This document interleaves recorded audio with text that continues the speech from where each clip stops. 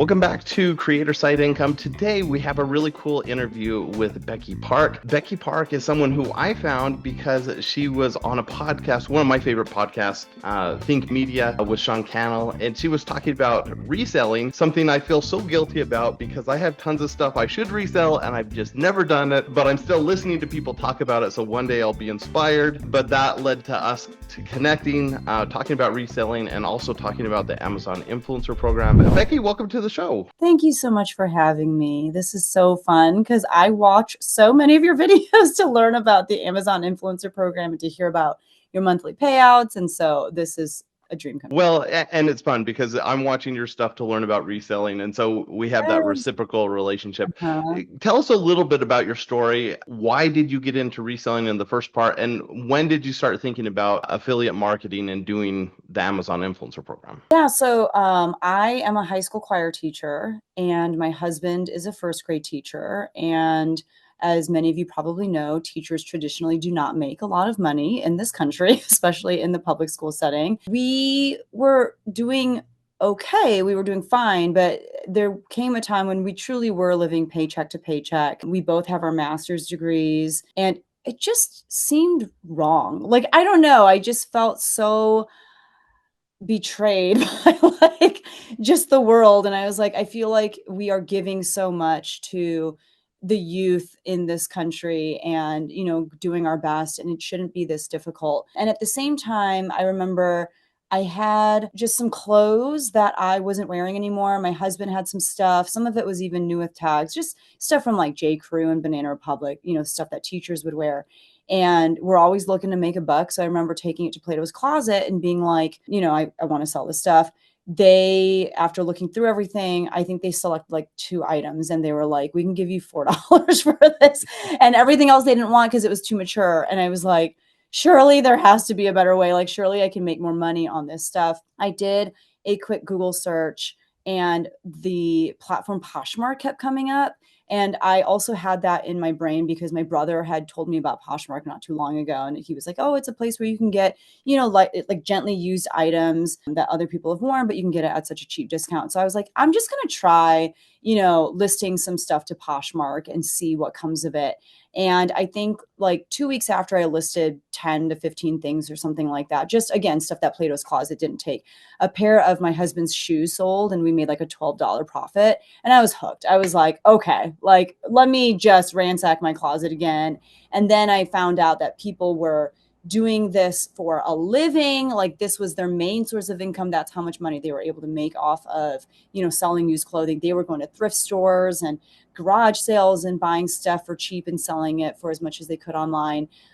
So I started doing that, and I just went in with everything that I had and started making like serious money, like to the point where we weren't living paycheck to paycheck. Now we had a little cushion, and then I was watching so much content about it on YouTube, and I was like, well, maybe I can start a YouTube channel about this and speak specifically from the perspective of someone doing this part-time, because most of the people creating content at the time in the reselling niche were full-time resellers and content creators.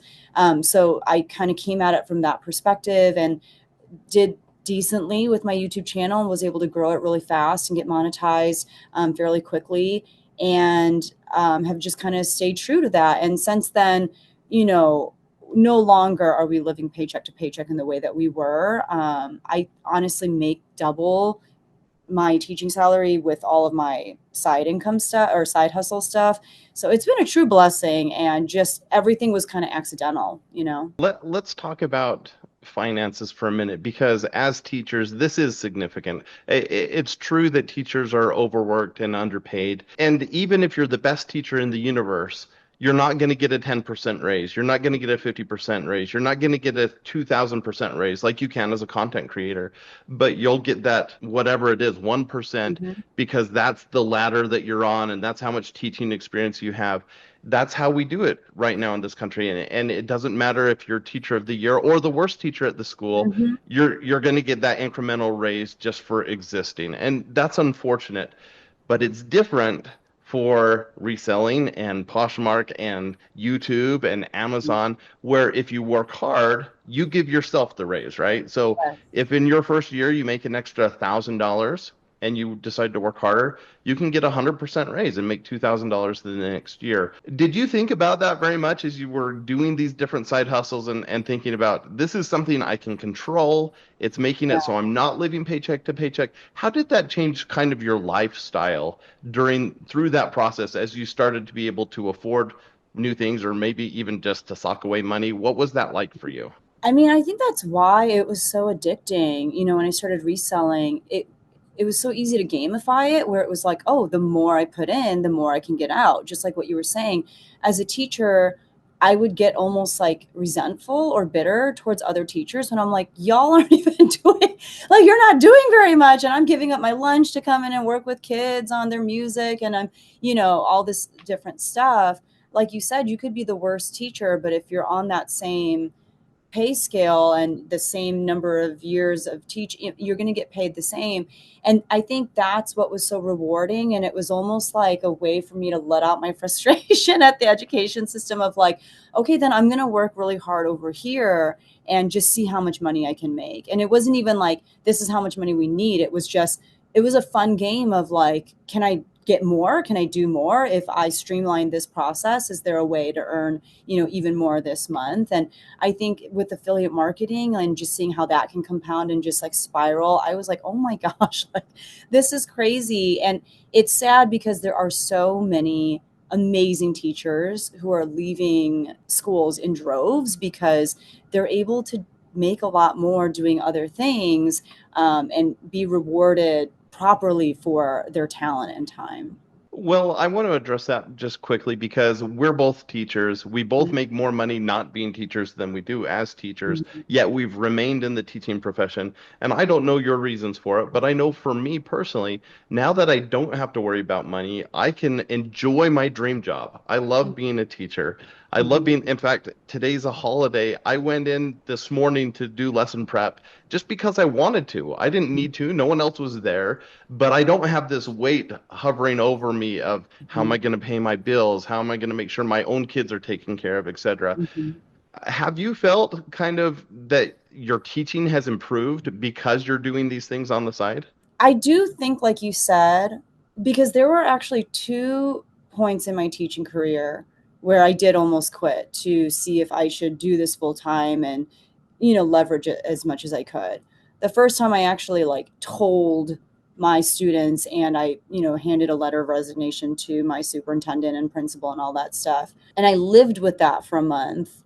And then I asked to rescind my letter of resignation. And my superintendent was like, thank God, because like they were respectful of it. But, I think too, like the position of choir teacher in a high school, not that it's like more important or different or better than, a math teacher or a history teacher or something. But a lot of my job is bringing positive publicity to our district and to my school. And it's bringing my students out into the community and, just doing as much goodwill for our school and district and all that kind of stuff. And so they were respectful of my decision. But when I was like, okay, actually, I don't think that I want to, they were like, thank God, like, please let us know what we can do to like support you and, all that kind of stuff. But I think the reason why I was like, you know what, even though I can make more money if I use the hours that I would spend in the classroom to, work harder on YouTube, to work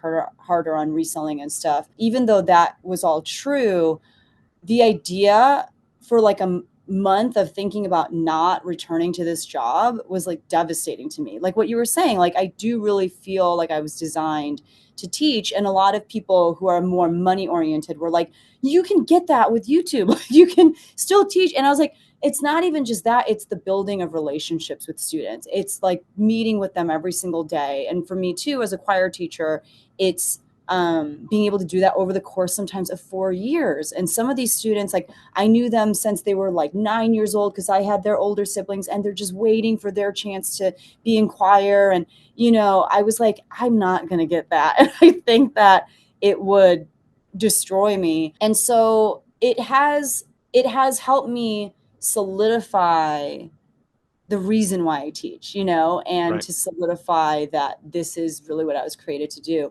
And the second time I kind of came close, I basically went up to my principal and I was like, listen, I don't actually need this job. Like, I actually do all this other stuff. And I'm trying to reconcile with that and figure out a way to stay, but it doesn't make sense for me to stay. And I was able to use that to leverage just a way to kind of sweeten my teaching gig a little bit, and he Right. was like, tell me like what you want and what we can do and it's not a raise because they can't do that, but just ways to make it a little easier for. Well, I'm glad you brought up a few things here because I wanted to go this direction anyways, as far as what we can do as teachers. And you're in a unique position, even among teachers, in that you're not just teaching classes, but you're building a program. There's a lot Mhm. of similarities to doing that and then what we do as content creators and as online teachers, right? So you mentioned the community, and I think that's an important thing. You're also building a community of resellers via your YouTube channel. How is that similar and how is that different from what you're doing in the classroom? I remember my first job, I taught at a middle school, and after about 3 years, I was looking for something else. And I had asked one of my colleagues, he was an orchestra teacher, I asked him to write me a letter of recommendation. And one of the things that he wrote in his letter that I'll never forget, he said, kids don't really sign up for her class to sing and to be in choir, they sign up to be with her. And I think a lot of times, even with YouTube, there are so many people talking about the same thing that I'm talking about. Chances are people are not necessarily subscribing to my channel and deciding to watch my channel over someone else's because I present the information better. I mean, maybe I do. They're not doing it because they're really just doing it because we vibe and we click in some way. I think with students, it's the same thing. With building a program, it's the same thing. Oftentimes, I think we feel like we have to appeal to the masses and we have to just kind of figure out a way to morph into who we need to be depending on who's in front of us. But I think really what students crave and what viewers on YouTube crave is authenticity. And I think what's really most important is knowing who you are, being okay with it, and leaning hard into that. Because what that teaches, at least my students, is okay, then I can show up authentically as myself. I don't need to be like the choir kid or, I can just be myself as honestly as possible. And this is a safe space for me to do that. And in the same way, over on YouTube, I think there are a lot of people in any niche who are like, this is the way you're supposed to do what Yeah. it is that you're doing. If you don't do it that way, you're doing it wrong. And there are a lot of resellers who they come from that space. And my thing is, I don't care how you do what you do. If you're making money, if you're in the green, it's right. It's good. Are there ways that you can improve? Absolutely. And there's ways that I can improve as well. Sometimes we don't want to, though. Sometimes we're like, this is the way that it is, and I'm fine with that. But yeah, I think it's just all about kind of meeting people where they're at. That's both students, that's both people on YouTube. It's saying, hey, you're welcome here, you're safe here. I'm going to share my experiences with you. By no means am I going to force that on you and say that this is the only right way to do it. And I think it's just about, yeah, like nurturing those relationships. And that's what people crave, even though that's harder to achieve online because you're not able to meet with them in person. You're not really able to converse in the same way that you can in person. I think that that is probably the thing that I excel at most with my students. It's not teaching choir because I know I could be a lot better at that, but I think it's giving them a place that they're excited to come to every day. Yeah. And it's the same thing with YouTube. Your hope is that you upload a video and they're like, oh, yay, like she posted a video today. And, you kind of want the same reaction. I think one of the hardest things about building a YouTube channel is you'll feel like you made a video that was amazing and then the views are really low. And then you'll do one that you feel like you didn't put much effort into at all and it'll take off. And it doesn't feel like it always correlates. But Yeah. I like this connection you made of being authentic because I was devastated as a new teacher when I put my heart and soul into my students. And it didn't matter how many of my students loved me and were doing well in the class. I always had a handful that hated my guts. It didn't Yes. matter what I was doing. And maybe it's because I was a good teacher that they hated my guts and I was holding them accountable and making sure they learned. We see that same thing with content creation is you're going to have trolls. It doesn't matter how amazing you are. There are going to be people that poo-poo whatever you're doing online and try to tear you down. And so fortunately with online stuff, we can kind of shield ourselves from a lot of that. It's a little harder when a student gets in your face or their parents get in your face and Yeah. say you're doing everything wrong. But I love that you brought up that connection because that's just part of the world we live in. Hmm. Now, I do think moving forward, there are more opportunities online to build a community as you Hmm. build a brand. And as a choir teacher, you really are building a brand, right? So you are bringing people into your program that maybe wouldn't be in choir otherwise because they want to have that experience in your classroom. We also do that as content creators, right? So we pull people in. It's interesting because with Amazon affiliate, you don't have super fans, right? There's not people who are watching all your videos and buying all Yeah. your stuff. But most people who are influencers are also doing other things where they are building a community. And that's where being your authentic self matters. And it might mean you don't have a huge channel, but the people who are there really want to hear what you have to say. And Hmm. especially, you pointed this out earlier, the uniqueness of being a part-time reseller versus a Hmm. full-time reseller, that makes your voice unique. Plus, Hmm. being a female versus a male or young versus old, all those things give you a unique voice. Have you found that as you have continued to post content online, that there is a certain group that really resonates with your videos? Yeah, it's interesting. I get lots of comments from fellow educators, even fellow music educators. I get comments from people who relate because we're Asian, they're Asian as well. I get comments from people who watch my videos and they're not even resellers. I'm like, why do you watch me then? Like, what value? It's like, it's so interesting. Yeah, I think there is, and then so many people who watch who are like, I'm brand new to this, and your stuff is not overwhelming because you're not talking about making $10,000 in 1 month. Like, your numbers seem a lot more reasonable. And I'm like, yep, I probably should be doing a lot more, but like, real life gets in the way. I only have so many hours in a day.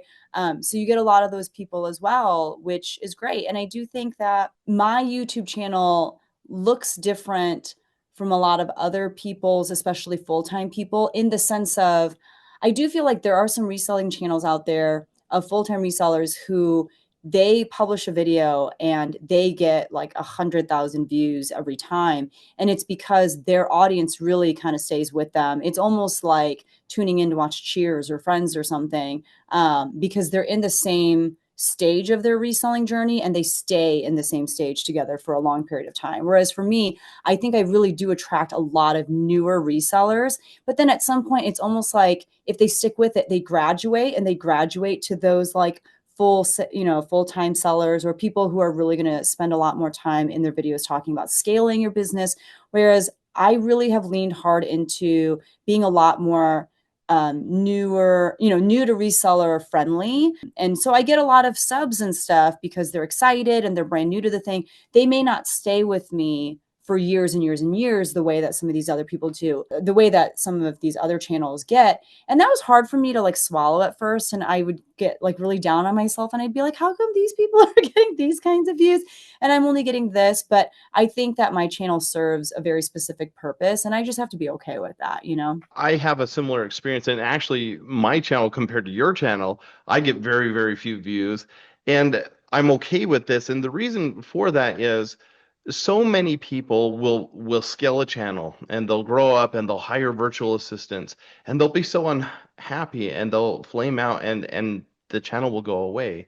But when you attract your tribe and it's Mm-hmm. people like you and they engage in the comments, then it becomes something that's more than just making money. It's something Mm-hmm. that's fulfilling. And that's why we become teachers, right? We want to make a difference in the world. And you can do that in the online world as well. Mm-hmm. You attract a tribe. And it is funny because I'm not a reseller, but I watch your videos and I've never thought about why I do that. But it might be because you're a teacher and I'm a teacher. It might be because you're Asian and all my in-laws are Asian. And so Mm-hmm. I that's my world, right? And so I haven't really thought about that, but it matters. It Yeah. matters online, and it's going to matter even more moving forward. Just this morning, I was watching a video because I'm also a student, so I study YouTube and I study Amazon. And I was watching a video today about things that you should and shouldn't do in your YouTube videos. And one of the comments they talked about was being authentic and how much of your personal life do you bring in. And there's a balance here, right? Because if you don't do it at all, then you never make that connection with your audience. If you do it all the time, then it's not attractive to the people who are just like, give me the steps. I just need to learn how to do this thing. So there's a happy middle ground. And I feel like you've found a really good balance in your videos with that. How did you get there? Like, was it scary to introduce parts of yourself to your videos, even just having your face on the video versus faceless, right? Yeah. What was that journey like for you of being more comfortable with your audience? That's a great question.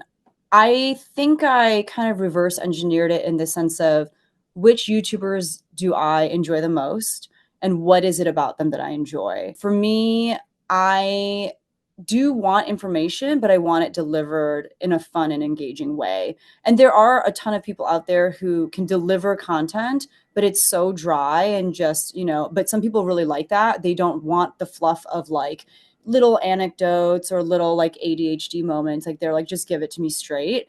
I was never attracted to that kind of content, and I don't think I could make that kind of content. So I think I thought about like, what do I enjoy? And then I thought about like, who am I as a person and what creates the least amount of friction as far as the kind of content that I would create. And I, even as a teacher in the classroom, I am just so all over the place. Like we'll be working on something and then I'll remember something funny that happened in the morning with my kids and I'll be like, okay, guys, hold on. I have to tell you this story. It has nothing to do with the song that we're singing at that moment or like the rhythms that we're trying to, I'm just like, I just have to tell you this funny story because like these are the kids that I get to see every day and it's just more fun that way, and sometimes they need a mental break too.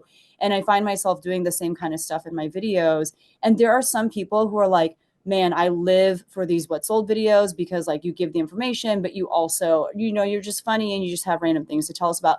And then there are people in the comments that are like, you talk so much. Like, why are you like this? Like, just tell me the information. I'm like, you got to go somewhere else for that because I'm like physically not capable of just sticking to the topic. And like you said, you attract your tribe. I tend to attract people who are like me and just, they want the information, but they're okay if you take a few detours and they prefer it that way. And they want to get to know you as a person. They want to support you. They want to like be your friend and cheer for you and root for you. Yeah, I think that's what I am as an audience member. And that's kind of the experience that I try to create for my viewers as well. Well, we're both fans of Sean Cannell, and we're to Yeah. the point of this episode where he'd say, "As we land the plane." So Yes. I have one last thing that before we redirect people to your channels and stuff, that I wanted to ask, and it's related to this. Do you have a favorite moment or something that just pops to your mind as far as just a favorite teaching moment? And it can be face to face with your students. It can be, do you have a favorite video or something that has happened because of your online content? What is bringing you the most joy as a teacher? And that applies to both worlds, face to face and online. Oh, I've been teaching now for like 15 years and it's hard to like think of a moment. But as you were asking, I remembered I had this student. She joined my non-audition choir class her freshman year. And she was just one of those like typical emo, like would not talk, like hair in her face, like just really quiet and like always gave me the stink eye. Like I was just like, what is like, why are you here? Would like barely participate, was on her phone all the time. And then there was another kid in her class, and he was like, I want to show you this video. And I was like, okay. And it was of her singing, and she was so good. And I'm like, why doesn't she do that in class? And he's like, I don't know, but she's really good. And she stayed in choir. She came back her sophomore year. And there was one concert. It may have been at the end of her freshman year, but I think it was at the end of her sophomore year. And she pulled me aside. She said, I want to talk to you privately. And I still remember we were like in the little like in between room of like the lobby of the theater to like actually being in the theater. And she was like, I just wanted to say thank you for everything that you do in class. I'm sorry I've been a punk, but like, I want you to know, like, I've learned a lot from you. And I'm like, who are you? Like, what is this? And then like the next year, she was like a completely different person, like fully came out of her shell. And I think it's just a reminder that what you see is not always what you get, even when we look at ourselves. I think a lot of times we write ourselves off and we say, I could never be that. But that story is still being written. That person is still evolving and changing. And sometimes they just need the right person to bring out of them what they always knew that they were capable of. And I think that's what we get to do as teachers every day, is like we get to see transformation in people year after year, and we get to see people become versions of themselves that they never thought was possible. And that's what makes teaching so addictive, is Hmm. knowing that we got to be a very, very, very small part of that, maybe. And even if we didn't have anything to do with it, just being able to witness it is just such a miracle every day, of like, oh my gosh, like people are amazing, Right. And then with like YouTube, even just the other day, like I read a comment in a video, for whatever reason, a lot of people find eBay really scary to sell on. And someone commented in a video and said, thank you for this video. It was very motivating. And I recently started selling on eBay because you kept pushing us to, and you kept saying, I know it's scary, and you were scared to do it for months, but I finally got on there because of you, and it was slow to start, but now it's my best performing platform, and I have you to thank for that. And I was just like, oh, like, and I think there have been many other, like, even more touching comments than that, but it's just knowing that, like, even though you're never going to meet this person face to face, like the things that you say and the encouragement that you give can really impact and change someone's life. It's crazy. Well, let me be one more person who says thank you to you for being a teacher, and not just as a choir teacher, but the difference you are making online and changing people's lives as they increase their income, doing things that anyone can do, but so few people take action. So I'm grateful for your encouragement and your advice, not just on this episode, but on all the content you put out there. If people want to connect with you or see what you have, where is the best place for them to go? My channel about reselling is Becky Park Co. And I'm also on Instagram as Becky Park on Poshmark. That was my original YouTube name, but then I changed it because I was like, oh, I don't just sell on Poshmark anymore. I'm also going to launch a podcast, and it'll be available on wherever you can listen to podcasts, but also on YouTube, called Rich Teachers. That is specifically about teachers with side hustles who primarily like want to stay in the classroom, but also want to grow whatever side hustle they have going on, so that, like we talked about, they can reduce the stress of, how do I keep putting gas in the car? How do I pay my rent or mortgage? And they can have a little bit more headspace to focus on being better teachers for their students. And Tyler's gonna record an episode of that with me right after we're done here. So I'm very excited about that. But yeah, if you want to be one of the very first subscribers to that, you can look for Rich Teachers in 2025. So guys, I just wanted to hop on to again thank Becky for coming on. It was so great to hear her whole story and how she's built a program as a teacher and built kind of a community as an influencer. And why am I talking about this right now is we're talking about building our YouTube influence as a product reviewer, because even though on product review videos where you're just solving a problem and you don't necessarily need a community, what we're finding more and more is if you want to do this long term, if you want to have success long term, building a community, having influence matters. And so bringing yourself into your videos and being your authentic self, that matters. And Becky demonstrates that so well in everything that she does. We'll link up to all her stuff in the notes here. Becky Park Co. for YouTube and her podcast, Rich Teachers. So we'll get that linked up, but what a cool interview with her. The first of several guest lecturers we're going to have coming on to talk about building a brand and becoming a product reviewer that's making serious money on the side. So excited for the other interviews that we have lined up. Bye.